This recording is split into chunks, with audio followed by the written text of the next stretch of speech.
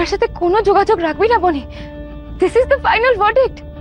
তুই তুই ওনার সাথে কখনো দেখা করবি না, কোনো কোনো যোগাযোগ রাখবি না। বাবা বলে দিল সমাজ। আর কখনো কোনোদিনও দেখা করবি না বনি, কোনোদিনও না, কোনোদিনও না। মেনে নে বনি, মেনে নে। তোকে তো মেনে নিতে হবে।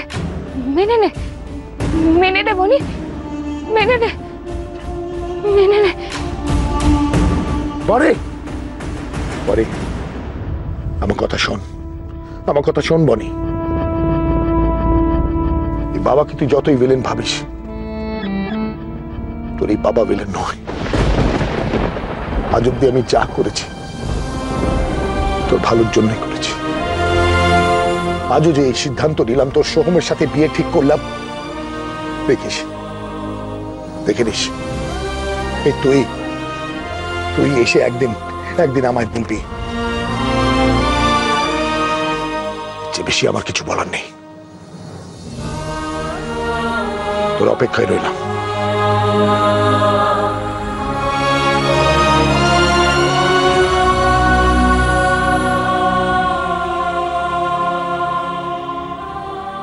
ওই মাঠটার ওপারে আমরা আমাদের বাড়ি বানাবো, একদম স্বপ্নের মতো।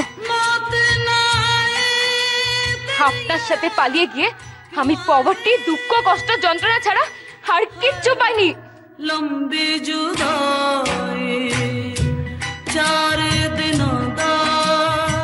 সারা জীবন যেন এইভাবে আপনাকে আগলে রাখতে পারি। আমাদের স্বপ্ন যেন ভেঙে না যায় কেউ। আপনি কি বলছেন? কেন বলছেন? এটাই আপনার শোনা দরকার। আপনার লজ্জা করে না? না, আমার জীবনটাকে শেষ করে দিয়ে এখন এসেছেন আমাকে নিয়ে পালিয়ে যেতে।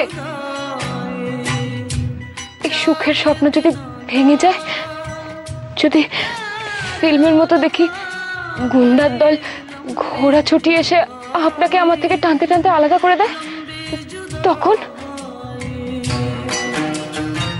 চলে যান, চলে যান। আপনি কেন এসেছেন আপনি এখানে?